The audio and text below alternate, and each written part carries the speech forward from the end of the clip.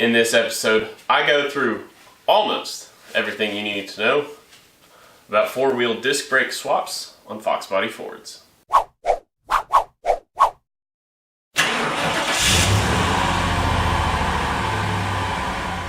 Welcome to the channel. My name is Grant Tommy. This is Straight Six Van, where I like to focus on budget-minded, relatable, creative builds. A little something I like to call offbeat hot rodding.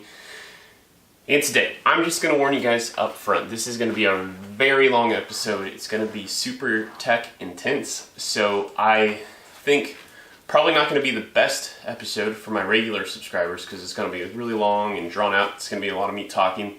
But I think it's going to be an episode that's fairly well discoverable, and when people are wanting to find out information on four-wheel disc brake swaps for Fox Body Fords, I think they will find this episode and I think they'll find it very valuable.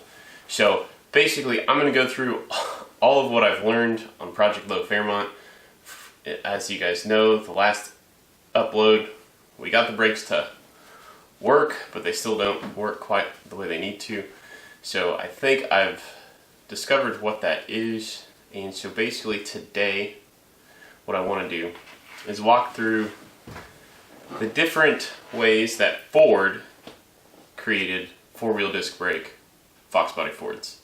Now, this list, you guys probably can't read it very well. I'm going to have a second camera that's got a better shot of this so you can see the information I'm inputting later. Please excuse the small confines as we are currently in a snowstorm right now. So I'm standing under the heater out here in the garage. But if the second camera view doesn't work great, I will probably come back and shoot new B-roll to get close up so this makes more sense to you guys. But anyway, what you can't see are 1, 2, 3, 4, 5, 6 rows of information.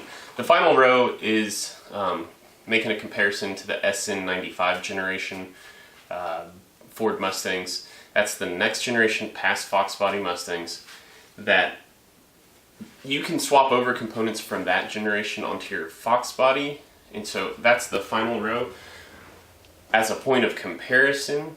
But of course, within that generation, there's even more spin-offs of combinations that still work. So primarily this episode, I want to focus on factory Ford Fox Body four-wheel disc brake setups. Try saying that 14 times fast. But anyway, you can kind of get a sense. Like I said, the SN95 information is only going to be like I'm picking on the 94 through like 96 V6 and GT setups. Again, like I said, there's many other ways you could spin off, but just, it'll be a reference point, but I'm not going to spend a lot of time on SN95 setups. So with that, let's get started. Okay, first things first, as I mentioned, we have some tight confines today because of the snow. So I've taken this giant sticky note, slapped it to the bedside of the Toyota Tacoma.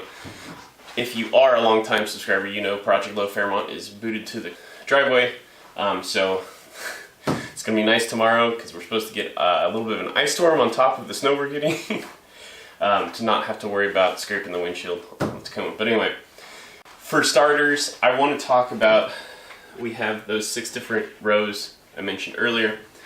So as a point of comparison, this is going to be most relevant to those of you who have a starting point like I do, an earlier Fox Body platform. So I'm specifically talking about 78 to 86 Fox Bodies. That's all Fox Bodies. And then 87 up Mustangs that are 4-cylinder cars are going to be very similar to the setup. But anyway, so let's lay out the groundwork for what that setup is, what my starting point was. So my 78 Fairmont had a single 60mm front piston caliper, a 10-inch rotor, and I'm going to call this spindle style A. This is the original one, so we'll just call it style A, and this will make more sense as we go on. My rear brakes were drum brakes. I had a 7/8" inch bore master cylinder, and my brake booster, again, I'm going to call it the shower version. They get bigger over the years, and it's a fixed push rod master cylinder.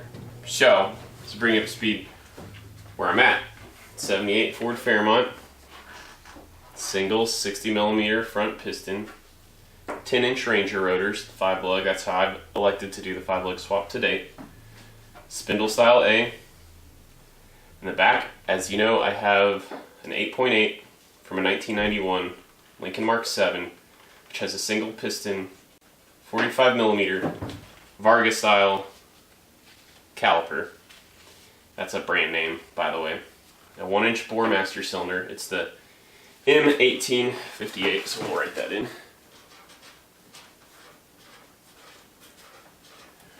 Part number, and I still retain the stock booster, which is the shallow version, and a fixed push rod. Now real quick, if me saying a certain millimeter size of piston for the front caliper or rear caliper doesn't make sense to you, let's get into that a little bit. Okay, I'm sure to most people what I've mentioned makes sense when I talk about a certain millimeter size of piston on a caliper, but here's your front caliper. This is what I'm talking about as the piston. So again, maybe you're all new to all this, but fluid gets pushed to the reservoir behind this piston, and that's what moves in here to clamp down brake pads. So when I say 60 millimeter, that's just the simple diameter. And here's where puns come in. So ironically, I'm using a caliper on my caliper, but this is 60 millimeters in dimension. Secondly, I was talking about, we'll call this spindle style A. Actually, I think this might be spindle, the next spindle style. But anyway, act like you don't know that. So it's going to mount a 10-inch caliper. Excuse me. It's going to mount a caliper right here for a 10-inch diameter rotor. This thickness is specific to this first generation spindle. It's the thickest of all spindles. So as we get into the kind of the other styles, since my 6-row table has, I think, 7 columns, we'll explain how this changes from different cars, different generations as well. But I just wanted to kind of break that down. Without explaining all this, just think of spindle style A. It's the first one that came out, and so we'll talk about what changed from, again, we're looking at this through my perspective. If you have an early pre-1986 Mustang or any other Fox, we're going to talk about it through that lens. But let's get back now to comparing some of the factory setups that were 4-wheel disc brake combinations from Ford factory.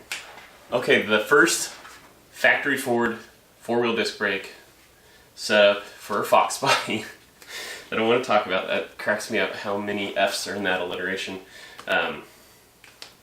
is a 1993 Ford Mustang Cobra. And the reason I select that as my first example, it's obviously there are other examples that in a chronological timeline standpoint happened before 1993, but I want to pick on this setup because this was the one I was trying to duplicate. So again, the 93 Cobra has a single 60 millimeter front piston caliper. It's got, oh boy, that's not very good from this angle, an 11-inch front rotor, spindle style B, a single 45 millimeter Varga rear piston caliper, and then a 1-inch bore master cylinder. So as you can see, we're really close in a lot of these columns, and I'm kind of trying to think, why didn't it work? Well, under further review, turns out there is, we'll just use the letter Z. This early generation of Foxes did have a 60 millimeter piston front caliper, but the style between 86 and before versus 87 and later, completely different styles. They use different brake hoses. I think they're smaller and narrower on smaller diameter on the 93. Of course, we talked about difference in rotor size. Not that I don't think is as important as, we'll call it dualing piston sizes when you look at how is the front set up towards the back. But because we have a larger diameter rotor, that of course means the caliper mounting points would not be in the proper spot. You know, if the radius of this gets bigger, obviously the caliper needs to the mounting flanges probably need to move out. And again, it's a whole different style of caliper. So I could never, I guess the ultimate point I'm trying to get to with this episode is to explain to you, if you have an early Fox in the years that we've talked about, you can't, in my mind, do a four-wheel disc brake setup without swapping spindles in some way, shape, or form. So, keep note of that. So, moving on, the booster for the 93 Cobra is definitely unique to this year. So, it's much bigger in like girth, like it's, we'll say distance off of the firewall. So when you do this swap, there's some finagling you have to do. You can either massage your strut tower, like kind of notch out and re-weld back in, because it's a structural piece of the car, you being a unibody car. Or they tell you can slot the mounting holes just enough so you can kind of like shift it over, get it in there, and then put it back. If that doesn't make sense to you, we'll go into that in more detail in a later episode, because I'm pretty sure I'm going to commit to this 93 Cobra style to get my brakes right. But biggest difference is, one of the things I think I'm fighting right now, is I can't adjust the push rod on the master cylinder, and that's integral to the booster. I took the booster out once, and it did not really look like, without destroying like the integrity of really taking the booster apart, which is like factory kind of crimped. I don't know how to explain it. It just didn't look like there was going to be an easy way to pull out that push rod. So that adjustable push rod is the most important part. And again, these boosters were a one-off specific to the 93 Cobra. Now, good news is I found somebody locally who has that. And it comes with a master cylinder as well, so I think what I'm going to do is going to go ahead and buy that. And then I'll have an extra master cylinder. I don't think that the one that is on my car won't necessarily work, but at this point, it's like I just want to eliminate variables and just master cylinder that goes with the booster and be done with it. Because like the one on my car is this M1858 is the cast iron version, dual port, or dual reservoir, whereas the 93 Cobra is like a single plastic reservoir, and I think it actually has 3 ports to it. But anyway, that will be a later episode. We'll get into that later. Let's move on to the next factory Ford setup. The next setup that I want to talk about that came out of the factory from Ford would be your 84 through 86 SVO Mustang, so like that turbo 4 car. 82 to 83 Lincoln Continental. Now I believe these are like, think of the Foxbody LTD, it's just like the Lincoln version of that. And then from 84 to 90 Lincoln Mark 7. So let's break down what they have. So these cars have a single piston front caliper, but it's 73 millimeters. And but the mounting points of these match the mounting points of the basically any V8 Mustang 87 and up, including the 93 Cobra. Now the reason I said it the way I just said it is because the 87 and up GT V8 Mustang cars are still rear drum brake cars. So again, keep in mind this only pertains to factory Ford four-wheel disc brake setups. But again, we have an 11-inch front rotor, and they have spindle configuration we'll call C. Now, what I failed to mention up on the 93 Cobra is that style of spindle. Like I said, the mounting points are going to be different for the caliper because we're talking about an 11-inch rotor now. But this thickness right here is thinner. So the struts, like on my Fairmont, if I moved up to style B, which is what I want to do, this is going to be thinner. So to remedy like how my struts bolt into this, you just wind up needing to put some sort of a spacer in between to make up that distance. Spindle style C, same thickness right here, same mounting points right here, but being from the Lincoln, the ball joint, it's like there's some different relationship to how it's the same taper, the same angle for the ball joints for these, but because they like just kept drilling deeper, it's like the girth or the diameter is different down here. I don't know if it's showing up on my other camera better down here or not. So they've stopped making those year-specific ball joints, but you can buy from a place called Maximum Motorsports. They're kind of sleeves that basically your stock ball joints will work. The other thing on the SVO Mark 7, again, it's this line item, difference on their spindles is the steering geometry is just a little bit different. The Ackerman principle, which honestly, if you want to best understand Ackerman principle, one of my Rat Rod Radio Flyer videos, and I'll leave an input card up here, kind of goes through what that is. But it's all about how caster and built in, like how much this is tilted back, and you know how much, it's all these angle geometries. Basically that Ackerman principle is changed, and so just the way your sensation of steering will be different when you run the SVO or the Mark 7 spindles. So we'll call it spindle style C. The rear calipers on these rear ends are a 54 millimeter single piston, but this is a different manufacturer than mine. This was the Kelsey Hayes pistons. Shout out Stephen Miller. He's the one who helped me. We got to the bottom of this because he has Lincoln Mark 7 rear calipers. I have Lincoln Mark 7 rear calipers. We realized when we put his car up on a lift, I was like, your parking brake setup's way different than mine.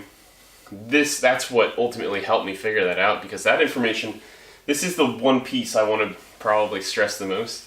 Not a lot of people out there know that on forums and stuff, but everybody assumes all Mark 7s have this. The 91 to 92 Mark 7s have a different style, so we'll go into that. That's our next column here. It's kind of a misconception. You need to qualify that. What years of Mark 7? But we'll finish out here. So the master cylinders on these cars are 1 1/8 inch bore. Now, truth be told, this is one piece of information that I could not find, and I don't know 100%. So I wished I had this answer for you, but I believe the brake booster is different. I'm 99% certain. This brake booster is the same as all 87 and up GT Mustang, 87 to 93 GT Mustang cars. I don't know. I think it's closer in size to the 93 Cobra, and I do know it has an adjustable push rod. But I guess what I'm trying to say is I'm 99% confident that these three boosters are different, knowing that the one specific to the 93 Cobra is its own thing. So with that, let's go into a 91 to 92 Lincoln Mark 7. So again, they have a single 73 millimeter front piston, and we're calling it the Y style. So it too has an 11-inch front rotor. It has spindle style C, but it has, as you know, because it's what I have in my Fairmont, a single 45mm Varga brand rear caliper. They too share that 1 1/8 inch bore master cylinder, and they have an adjustable push rod.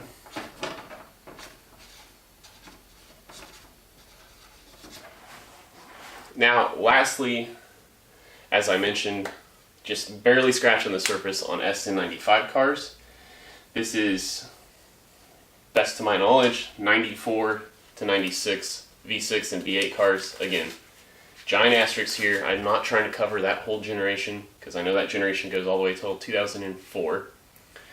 And there's several different kind of iterations, but 94 to 96 V8 and V6 cars have an 11-inch, a single piston, 66mm front rotor, 11-inch rotor. Sorry, I meant caliper over here. Their spindles are unique to their generation. They kind of push the wheels out further.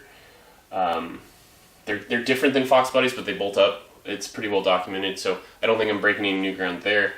There is a difference in ball joints between Fox Bodies and SN95s, but it's really easy to either press in new ball joints, the appropriate ones, or you just stack washers because it's like the Fox Body ball joints have a taller collar, so like your castle nut really doesn't clamp on anything on the SN95 spindle. So you stack washers, that's one way to get around it, or just put in new ball joints. They have the same Varga brand rear calipers, however they're only a 38mm piston, and they use a 1 1/16 inch bore master cylinder. And as far as I can tell, again, there's not a lot of information on brake boosters. I suspect these are the same as the 87 to 93 V8 Mustangs, but don't quote me on that. Like I said, this last line item wasn't meant to really, it's really just meant for you guys to kind of see, oh, this is very similar here, oh, this is very similar, but different. You know, it's just a point of comparison. So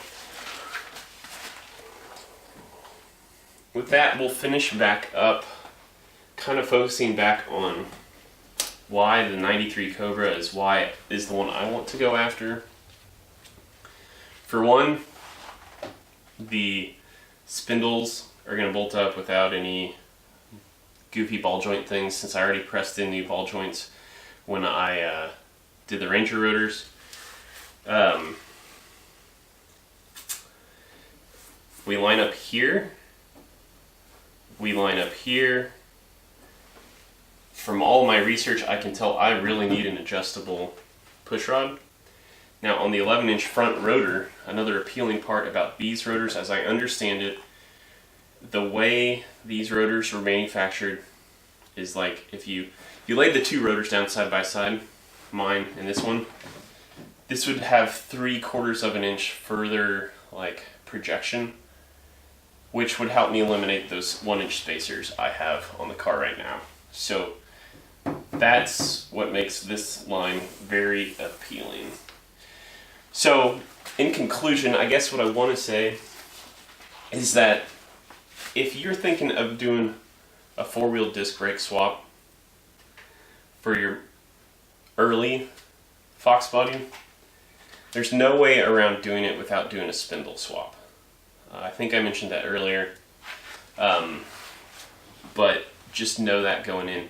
And if you've been following my series on everything I've been through, even when I did the Ranger rotors, as you know, when I found I had bad ball joints, I mean, I did the equivalent work of a spindle swap as it was. So I think just mentally prep yourself. If this is something you want to do a 4-wheel disc brake setup and a 5-leg setup as well, like I do, for your 86 or earlier Mustang, that's not a SVO Mustang. or any other Fox in that department,